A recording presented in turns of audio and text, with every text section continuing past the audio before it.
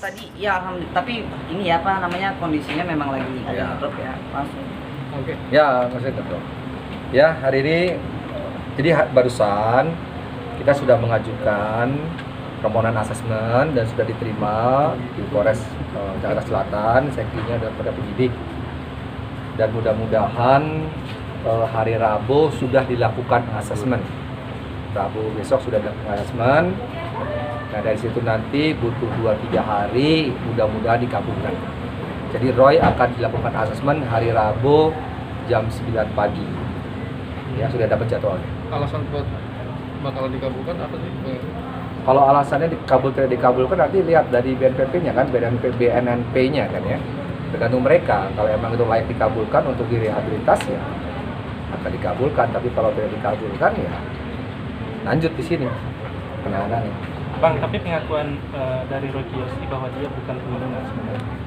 Bukan, Roy sakit kok. Kita sudah tunjukkan, kita sudah buktikan, kita juga sudah berikan kepada penyidik semua bukti-buktinya bahwa dari 2017 dia sudah sakit, 2019 dia sakit lagi, dan 2020 pada saat pandemi COVID itu kambuh lagi sakit insomnianya.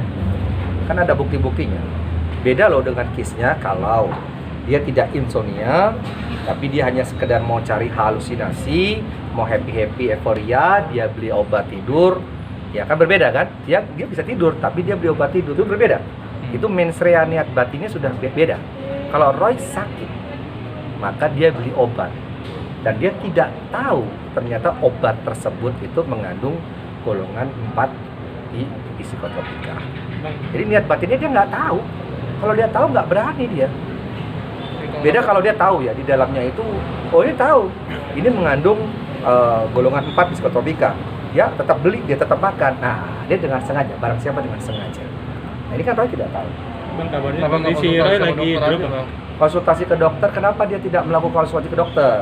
Karena pandemi COVID. Pemerintah sudah menganjurkan stay at home. Nah, karena pandemi COVID itu begitu menjalar sampai merebut nyawa manusia, Roy tipikalnya kan orangnya paranoid ya.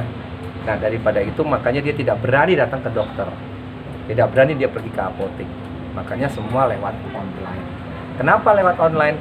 Karena dia sudah 3 hari tidak tidur. Begitu kesakitannya, akhirnya terpaksa dia membutuhkan obat, dia membeli obat lewat online. Dan belinya pun juga di toko online yang besar, dan semua orang bisa mengakses, semua orang bisa beli, ya nggak ada larangan apapun juga. Jadi banyak pertimbangan-pertimbangan yang seharusnya ini menjadi pertimbangan nanti untuk dikabulkan asesmennya Roy. Ya, kenapa Roy bisa kumat lagi insomnianya? Ya, karena Roy harus di rumah, stay at home, sudah hampir 2 bulan, mental distancing dia, stres karena manusia ini kan harus bersosialisasi. Kalau dia tidak bersosialisasi bisa gila kan? Nah, disinilah karena di rumah terus-menerus kenalan namanya mental distancing. Karena mental distancing inilah makanya dia tidak bisa tidur, tertekan, stres berat, tidak bisa tidur.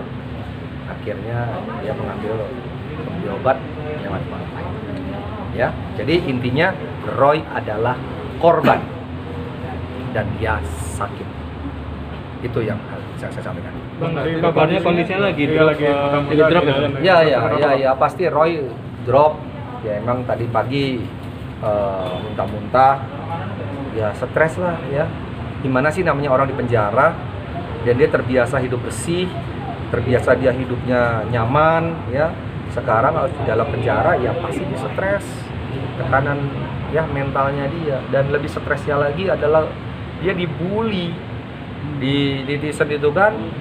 Dia bisa meramal orang lain tapi tidak bisa meramal diri sendiri. Wah, dibully habis dia. Kasihan kan, udah sakit dibully lagi. Dibilang lagi katanya, oh dia bisa meramal karena minum obat itu, obat tidur, jadi bisa berhalusinasi lagi, ya tambah lagi stres. Sudahlah, tolonglah, ya stop bully itu, kasihanlah orang sakit jangan dibegitukan, ya. Tolong mengertilah, ayo kita sama-sama hormati asas praduga tak bersalah. Dan tetap kami sebagai kuasa hukum memberikan nasihat yang terbaik agar Roy nantinya tetap bersidang. Jadi tidak ada namanya nanti sampai dikabulkan ke RSKO atau hilang begitu saja. Oh tidak. ini akan selesai di persidangan agar mendapatkan kepastian hukum, ya. Dan kepastian ini adalah inkrah nantinya, ya. Itu yang kita akan lakukan. Penanganan pemulihan dia itu seperti apa? Handphone gitu. Iya. Enggak, kan mamanya kan yang memantau, keluarganya kan memantau. Mamanya nangis-nangis lah, anaknya dibully begitu. Apa nggak stres? Mamanya, keluarganya itu semuanya kan bisa baca. Semua orang bisa baca, saya aja bisa baca kok. Ya, jadi dari berita itu disampaikan ke Roy jadi stres. Saya tadi sudah berikan juga nasihat kepada mamanya, udahlah jangan disampaikan semuanya, kasihan Roy. Ya, tidak lagi jadi kesakitan kan, jadi difilter lah. Ya, berita-berita yang mau disampaikan. Itu yang saya sampaikan. Ada adaptasi sama tahanan lain? Bu, ya sulit. Karena Roy itu tipikalnya kan sulit untuk akrab ya. Jadi adaptasinya juga nggak semudah itu. Makannya pun juga sulit. Karena kan Roy vegetarian. Ada beberapa hari kemarin dia makan hari Minggu ya. Itu dia makannya ya udah dikasih lauknya nggak dimakan, cuma makan nasi putih aja. Karena dia vegetarian. Nah, yang parahnya lagi Roy tidak bisa tidur nih di penjara. Nah, tidak ada obat tidur kan? Ya, jadi siang begini drop karena malamnya dia nggak tidur. Sejak kapan? Ya, saya yakin setiap malam dia nggak bisa tidur. Ya, tekanan kan di dalam penjara dan jadi tersangka, dibully begitu pasti nggak bisa tidur. Nah, karena nggak bisa tidur inilah akhirnya siangnya kan drop kesehatannya dia. Terus penanganan pemulihannya seperti apa di dalam? Apakah pakai infus? Ada tim medis mungkin itu. Vitamin C seperti yang tadi dibilang atau seperti apa? Kalau vitamin sih dari orang tuanya yang memberikan ya. Saya tidak tahu vitamin apa saja yang diberikan, tapi ada diberikan lewat orang tuanya. Ada lagi pertanyaan? Cukup? Roy ini kan selama dipantau di sini didampingi sama mamanya, apa nggak ada perbedaan? Istilahnya kan dia kan nggak bisa sendiri, tapi dengan didampingi mamanya nggak ada arah lebih baik gitu perbedaan. Oh, ada. Kalau didampingi sama mamanya seenggaknya ada komunikasi apa yang di dalam hati dia, susahnya dia kan bisa diceritakan ya. Kalau manusia kalau ada masalah kan kalau bisa ada yang mau mendengarkan itu lebih baik keadaannya buat diri sendiri. Jadi mamanya sangat membantu sekali. Kalau tanpa ada mamanya mungkin akan jauh lebih berbeda keadaannya. Tapi biar bagaimanapun juga ya tetap saja namanya tekanan ya tekanan. Ya, namanya stres ya tetap stres. Bang, tadi Roy sendiri terlihat senang nggak sih didatangi dijemput sama Evelyn? Kita tahu kan juga dekat juga dengan Evelyn. Oh enggak, jadi tadi emang Evelyn mau menjenguk, tapi karena lain hal, ya Roy-nya juga emang keadaannya juga ya tidak bagus, makanya ya penyidik memberikan saran untuk tidak ditemui, nggak boleh, ya karena keadaannya juga kurang bagus. Tapi tadi Evelyn nggak ketemu ya? Saya nggak tahu, kalau masalah ketemu saya nggak tahu, karena tadi kebetulan kan kami kan beda ruangan, kami kan mengurus administratifnya untuk besok, jadi kami kurang sampai di mana saya nggak tahu. Bang, peluang asesmen dikabulkan itu berapa persen? Bang? Oh, kalau saya berharap sangat. Kenapa? Karena kan bukti-bukti sudah kami lampirkan, ya sudah jelas bahwa itu adalah korban dan kita bisa buktikan lewat resep-resep dokter dari 2017. Tambah lagi bahwa ada surat pernyataan dari dokter bahwa menyatakan Roy itu sakit, ya itu sudah ada juga. Dan Roy tidak tahu, dia beli obat itu juga dia nggak tahu bahwa di dalamnya itu memang mengandung psikotropika golongan 4, dia nggak tahu. Kalau orang nggak tahu masa mau dipidana? Kecuali kalau orang tahu barang siapa dengan sengaja kan dia tidak tahu. Nah, jadi pertimbangan salah satu pertimbangan tadi saya sebutkan itu kan menjadi pertimbangan penyidik untuk mengabulkan asesmen ini. Nah, tetapi kan setelah diajukan asesmen nanti kan diperiksa dulu kesehatan. Apakah perlu Roy itu di dalam asesmen itu perlu nggak direhabilitas? Itu kan pihak lain, bukan di Polres. Nah, di situ nanti dinilai lagi.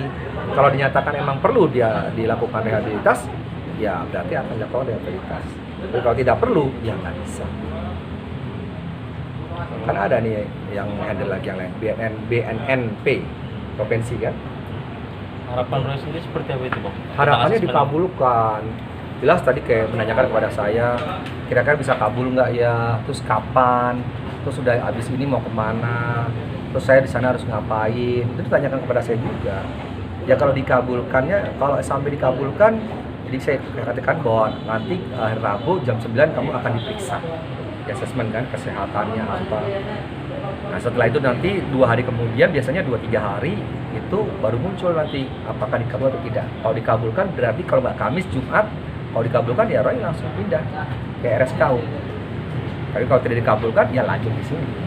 Ada keinginan sembuh sama lepas dari tergantung obat gitu bang? Saya melihat Roy tidak keterkaitan dengan obat ya, tapi Roy itu lebih berat kepada tidak bisa tidurnya.